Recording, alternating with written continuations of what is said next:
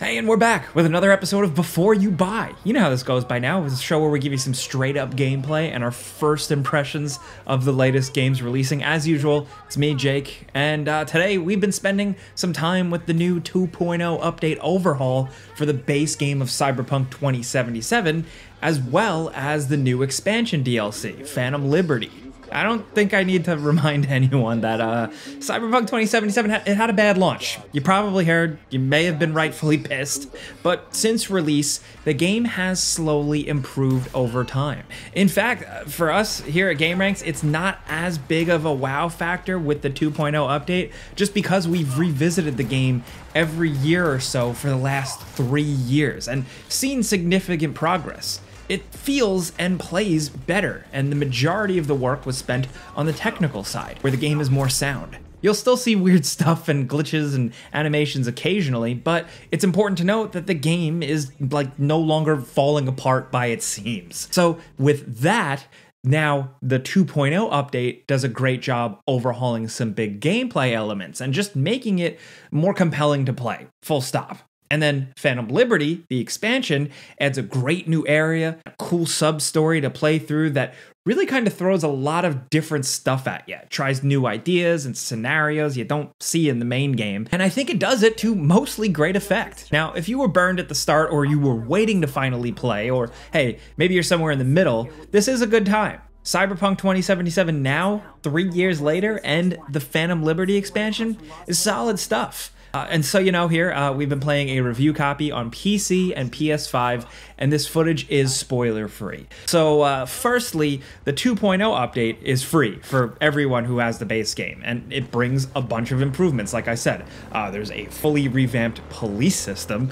You get wanted level stars, and police actually respond to things, and they'll chase you down and even escalate. They don't just spawn out of nowhere, and they're not idiots. It's effective, but they're actually kind of annoying now. Like, if you're new to the game, it's great and immersive. If you've played through it once when police were still borked, now it's another thing you have to worry about. They chase you for a while. It can be hard to lose them. It's totally fine, except even if you crash into them with your foot off the gas pedal, they will still come after you, so be careful how you drive, because it's gonna happen, and like I said, they're tough to lose. Now, the real good stuff, though, is the RPG level revamps. The perk system is way more blown out, it's more interesting, with better choices to be made, and if you're jumping in, if you're like using an old save or something, because the game overhauled so much, you're gonna have to completely respec your skill trees from the ground up. You'd think it would only take you a couple minutes to respec, but there's just so much stuff to decide. It might take you a little while, so be prepared. And Cyberware just feels more substantial. More choices to make, more ways to flesh out your character build, and it all just feels a bit more tangible. Plus, armor is now tied to your cyberware choices, not your clothing pieces. So, like, you hear that at first, it might not sound like it makes sense, but it totally works, and it does feel better this way. Also, vehicle combat, it's pretty cool. Shooting works exactly like it should. Exactly like you'd expect from an open world game with driving, and I think that's good. It does have a generous lock-on, so it's pretty easy. You like draw your weapon with the draw weapon button, and then it like activates shooting while driving mode, and then you just get to it. But also you can pull out like a katana and slice away too. Not that that's always like the right thing to do in situations, but you can do it. And you can do it on a motorcycle, and it looks cool. So with 2.0, Cyberpunk is finally really at where it should be. 1.5 update was great, 2.0 seals the deal. Me personally, I still don't think Cyberpunk is like the end-all be-all of RPGs by any means, but it's got a cool story and a really fantastic world. The new expansion you can get, and what seems like it will be the only expansion, adds a good chunk of hours and stuff to the base game. Now, Phantom Liberty, it's worth noting, it isn't like an epilogue or a coda. It's just plopped right in the middle of the main tale and serves as a really long, drawn-out diversion from the main story that tells its own tale and has some new characters, but still manages to strengthen the overall thing. You can either access it from an endgame save, start up the game and just jump to it, or just start a new playthrough and get to it naturally. It kicks off a handful of hours into the game once you're settled and finished up with all that stuff involving the Voodoo Boys and Pacifica. Then you get a mysterious phone call and you can start from there. You don't have an entry pass and I don't have time to produce a fake. You'll slip in the back way, quiet as you can.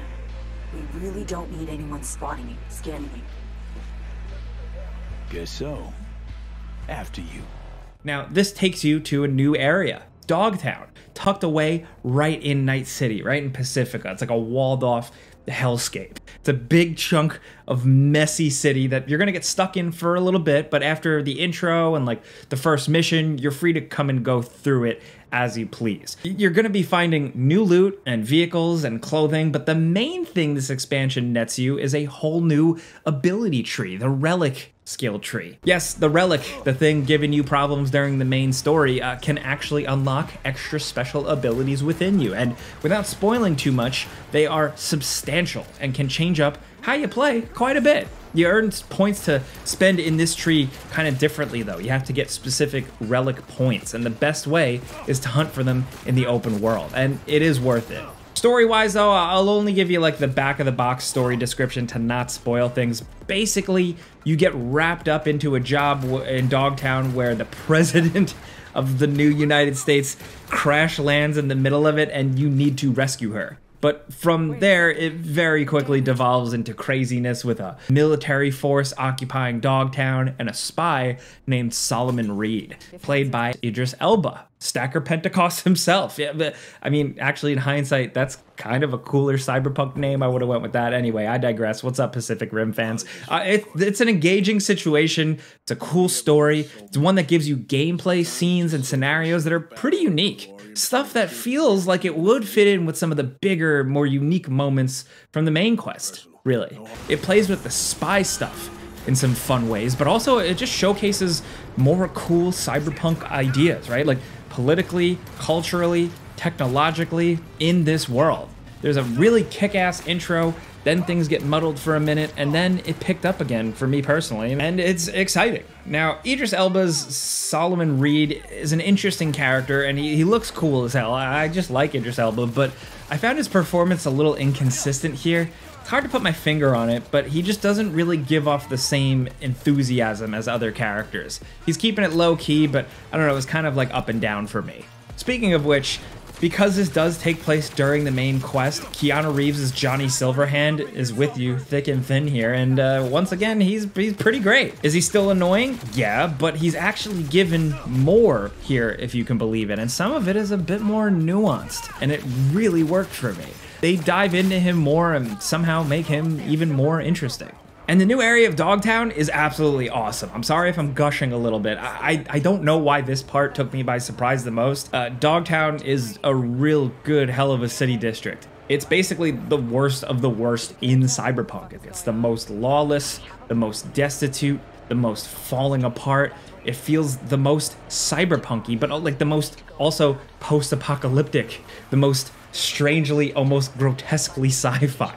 And that's perfect. It has more interesting vendors, cool vehicles, many with guns mounted on them, different motorcycle styles, weapons, clothing, even cooler robots. But I really liked how it was completely varied. Like every inch is totally different. There's a war zone casino looking area. There's an industrial district where some people live. There are hills with bombed out high-rise apartments. There's basketball courts, hidden areas and underground tunnels, bustling marketplaces, all of it riddled with cool details and art, weird architecture and graffiti, over-the-top lighting, just a bunch of bizarre stuff. Where Night City had some stretches here and there that were just kind of like highways or big streets, you didn't really feel the need to hop out of your car and look around. Dogtown has a lot more flavor in every corner. It's a really good video game location. It's a complete mess, and sometimes driving in it is kind of annoying because there's like just crap everywhere, but it helps with that lawless escape from LA look and feel. And thankfully, there's something like almost 20 total new side quests and gigs to get you exploring Dogtown aside from the main Phantom Liberty questline here. They also give you courier missions and cars to steal and these new airdrops where supplies are dropped into this war zone part of the city and you could follow the smoke and go find it. You'll need to usually just kill a bunch of guys to get at it though. So is Phantom Liberty so good on its own that you should just play that? I don't totally think so, but it is really good. It's especially good when you just naturally play through the game, get to the point where you can access this new stuff and chip away at it. This game is better slowly digested, and now with Phantom Liberty, there's more to digest, I guess, if that makes sense. It adds to the experience and makes the game much bigger, despite so much of it being in a walled off part of the city. I think it was smart for them to make an expansion that slots into the middle of the game, because there are a lot of people probably jumping into this game for the first time. And that's how the new stuff and really all of the updates are best enjoyed. For the people who've obsessed with this game since it released, and I know you're out there, you'll just be happy to have more stuff. And it does feel a little different. Like I said, some really cool boss battles, some standout characters seal the deal. And I'm not even talking about the RPG overhauls. Cyberpunk 2077 in general is fixed. 2.0 adds some stuff that makes the experience much better, and Phantom Liberty seals the deal by adding a significant, creative, and different portion to the game. Now, whether you personally forgive CD Projekt Red is up to you, but the net positive here is that there is another good game out in the world. But that's just us, some first impressions. You know how this goes by now. We give you some pros, some cons, and some personal opinion, and now we want to hear yours down in the comments. Have you cooled on Cyberpunk 2077? Maybe you played it at launch and you weren't as mad as everyone else. Maybe you just completely waited and held off from the game. Maybe you've jumped in here and there. Whoever you are, would love to hear your experience with the game, whether it's your first time, whether it's your third time. Let's talk about this stuff. And if you've been enjoying the 2.0 update, we would love to hear what you're thinking on that. Whoever you are, let's talk Cyberpunk 2077 down in the comments. And if this video helped you, seeing gameplay and just hearing some details, clicking the like button helps us out. That's all you got to do, and thank you. But as always, thank you guys for watching, and we'll see you next time.